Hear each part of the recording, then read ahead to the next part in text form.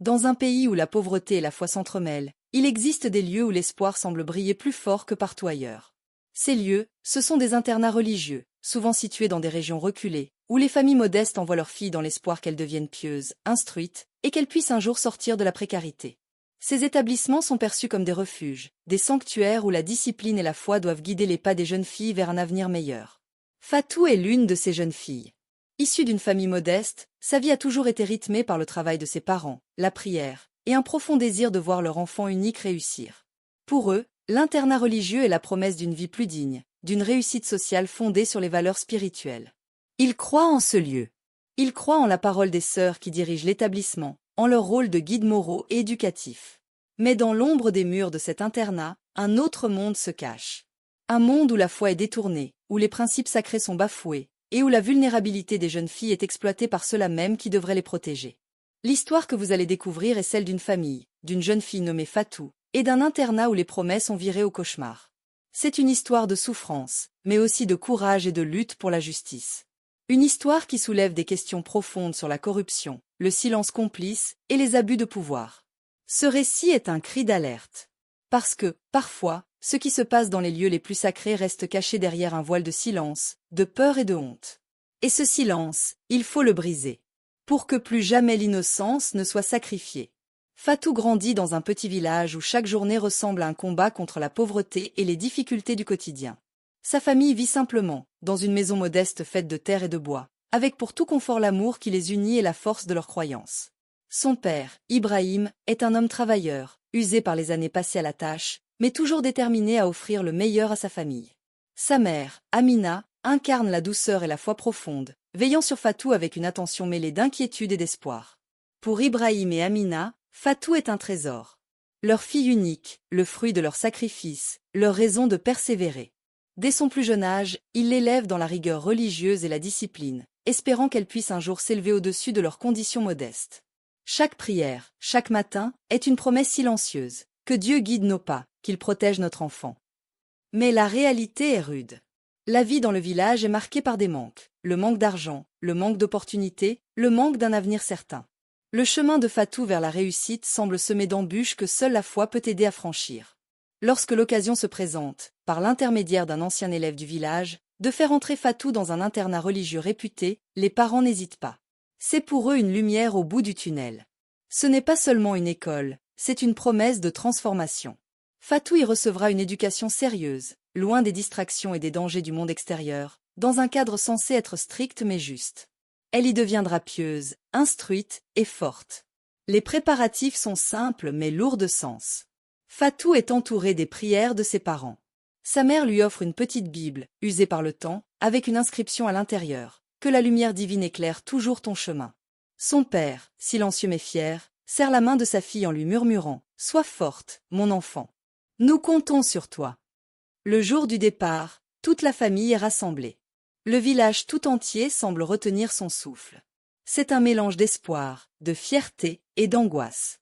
Fatou monte dans le vieux minibus qui l'amènera à l'internat. Elle jette un dernier regard derrière elle, vers la maison où tout a commencé. Dans ces moments, personne ne peut imaginer ce qui l'attend réellement. Personne ne soupçonne que l'internat, ce sanctuaire d'éducation religieuse, cache une réalité bien plus sombre. Fatou arrive à l'internat un jour où le ciel est couvert, comme pour annoncer l'ombre qui va bientôt s'abattre sur sa vie. L'établissement est vaste, entouré de hauts murs blanchis à la chaux, ponctué de fenêtres étroites aux barreaux d'acier. De l'extérieur, tout semble impeccable, des jardins soigneusement entretenus, des bâtiments solides, des drapeaux flottants au vent, symbole d'une institution pieuse et respectée. Les premières journées à l'internat sont marquées par la découverte d'un nouveau rythme. Chaque matin débute par une prière collective, suivie de longues heures d'études dans des salles austères. Les sœurs religieuses qui dirigent l'établissement imposent une discipline stricte, encadrant chaque geste, chaque parole des élèves. Fatou rencontre d'autres filles, toutes issues de milieux modestes comme elle, qui partagent le même rêve de réussite et de pureté. Elles parlent peu de leur passé, effacé par la rigueur des règles. Leur seul point commun, une confiance aveugle en la promesse d'un avenir meilleur. Pourtant, derrière cette façade pieuse, une autre réalité se dessine. Les sœurs, à première vue bienveillantes, exercent un contrôle absolu sur les filles. Leur regard se fait parfois dur, parfois fuyant, quand il s'agit de questions qui dépassent la simple discipline scolaire. Dans les couloirs, des chuchotements circulent. Fatou commence à percevoir une tension diffuse, une atmosphère chargée de non-dits. Elle remarque que certaines filles disparaissent des dortoirs pendant des heures, revenant changées, silencieuses, comme marquées par une douleur invisible. Mais qui oserait poser la moindre question? Le poids de la peur et du silence est omniprésent. Les sœurs détiennent une autorité quasi absolue, et les filles savent qu'une parole déplacée peut entraîner des punitions sévères, voire des exclusions. Petit à petit, Fatou comprend que l'internat ne se contente pas d'éduquer dans la foi. Il entretient des liens troubles avec des hommes influents, des politiciens et des hommes d'affaires puissants, qui visitent régulièrement l'établissement sous prétexte de dons et de mécénat. Ces visites, soigneusement encadrées par les sœurs, donnent lieu à des rencontres privées dont les filles sont les instruments silencieux. Le silence complice des responsables, le poids de la dépendance financière à ses donateurs, rendent toute contestation impossible. Les filles, en particulier celles issues de familles pauvres, sont placées dans une position de vulnérabilité extrême. Pour Fatou, la réalité de cet équilibre malsain est un choc. Son innocence commence à s'effriter sous le poids de cette vérité qu'elle découvre, qu'elle ne sait pas encore comment affronter. Le rêve de réussite et de piété s'efface lentement, remplacé par un sentiment d'injustice et de peur. La vie à l'internat devient un combat quotidien entre ce que Fatou croit devoir être et ce qu'elle endure en silence. Mais le silence ne durera pas.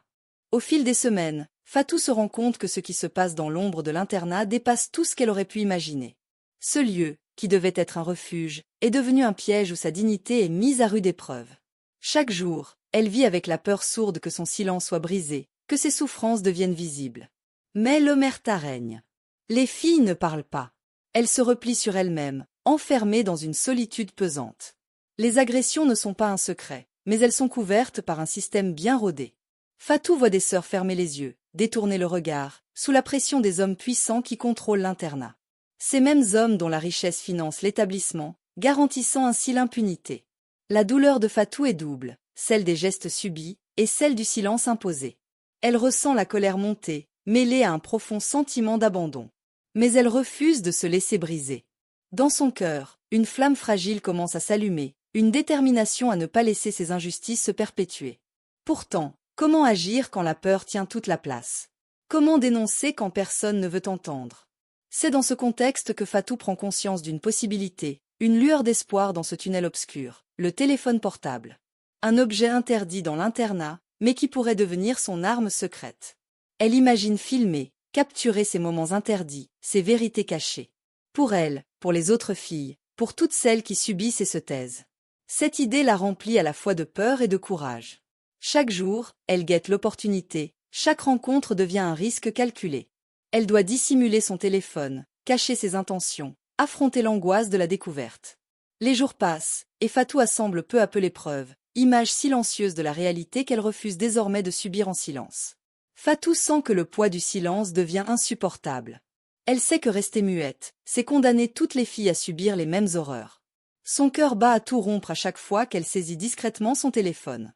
Chaque image, chaque vidéo est une preuve, un témoignage. Elle se méfie des regards, redoute les sœurs, mais elle persiste. Ses mains tremblent parfois, mais sa détermination est plus forte. Elle filme des échanges, des comportements, des instants où les filles sont contraintes à des rencontres forcées, sous le regard complice des autorités religieuses. Un jour, elle parvient à sortir ces vidéos du campus, grâce à une complicité inattendue. Elle les diffuse sur les réseaux sociaux. L'effet est immédiat et violent. L'indignation grandit rapidement, les internautes s'émeuvent, partagent, commentent. Ce que Fatou a osé montrer est insoutenable. Des journalistes commencent à enquêter, les autorités se mobilisent. Les responsables de l'internat, les hommes puissants impliqués, sont contraints de répondre de leurs actes. Les premières arrestations ont lieu. Fatou devient un symbole, une voix courageuse qui brise le silence. Mais la bataille est loin d'être terminée. La jeune fille sait que la justice est un chemin long et incertain. Le procès est un moment intense. Fatou, accompagnée de ses parents, est présente dans la salle d'audience, entourée par l'émotion et la tension. Les témoignages se succèdent. Les victimes prennent la parole avec courage, dévoilant l'ampleur du scandale. Les accusés, quant à eux, tentent de minimiser, de détourner les regards, mais la force des preuves est implacable. La société est bouleversée par cette affaire. Le scandale éclate au grand jour, suscitant des débats sur la protection des enfants, la responsabilité des institutions religieuses et le poids de la corruption. Mais dans cette victoire apparente, une ombre plane. Le père de Fatou, Ibrahim, c'est que le combat ne fait que commencer. La douleur est immense, mais la dignité de sa fille et la quête de vérité lui donnent la force d'avancer. Quelques semaines après le verdict, une décision dramatique est prise. Ibrahim est nommé chauffeur du bus chargé de transporter les prisonniers, les hommes d'affaires et responsables condamnés, vers la prison. Cet homme humble, au cœur meurtri, se retrouve face à une mission qui semble la plus lourde de sa vie. Lors du trajet, un sentiment profond de justice et de colère l'envahit. Il comprend que le système corrompu ne peut être purgé sans un geste fort. Au détour d'une route sinueuse, alors que le bus approche d'une rivière, Ibrahim prend une décision tragique. Il perd le contrôle du véhicule et précipite le bus dans les eaux profondes. Le bus sombre lentement, emportant avec lui tous les trafiquants et Ibrahim lui-même. Son sacrifice est une ultime revendication, un cri silencieux qui dit « Assez de souffrance, assez de corruption ». L'histoire de Fatou et de sa famille est une tragédie, mais aussi une lumière dans l'obscurité.